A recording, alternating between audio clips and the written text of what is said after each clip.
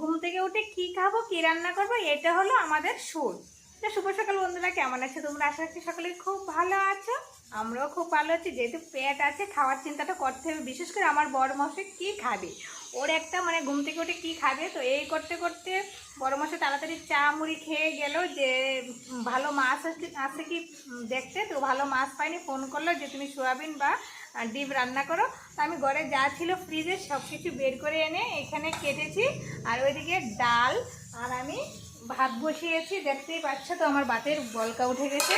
আর এদিকে ডাল সিদ্ধ হচ্ছে। তো আজকে করব শুকর ডাল, পেঁপে দিয়ে উচ্ছে দিয়ে শুকর ডাল করবো। তার জন্য আমি এখানে পেঁপে কেটে নিলাম, দেখতে পাচ্ছ। আর এখানে উচ্ছে কেটে নিলাম। আর এখানে এগুলো কেটে নিলাম, নিয়ে আর মা বলছে পেঁপে সিদ্ধ দিতে। তো আমি পেঁপে সিদ্ধ দিয়েছি হাঁড়িতে আর বসিয়ে দিয়েছি রান্নাটা। তো কি রান্না করবো, আগে তো ছেলে মেয়ে 9:30 মানে বেজে গেছে, স্কুলে যাবে খেয়ে দে। তার কারণে আমি যা ছিল তাই রান্না করি। ছেলে মেয়ের আবার ওইসব দিয়ে চলবে না, তার সাথে একটা আলু ভেজে দেবো ছেলে মেয়েকে, নাহলে খেতেই পারবে না। তো ভাবলাম যে আমি আমার বন্ধুদের সাথে একটু শেয়ার করি। তো বন্ধুরা দেখতেই পাচ্ছ আজকে সকালে এই রান্না হবে।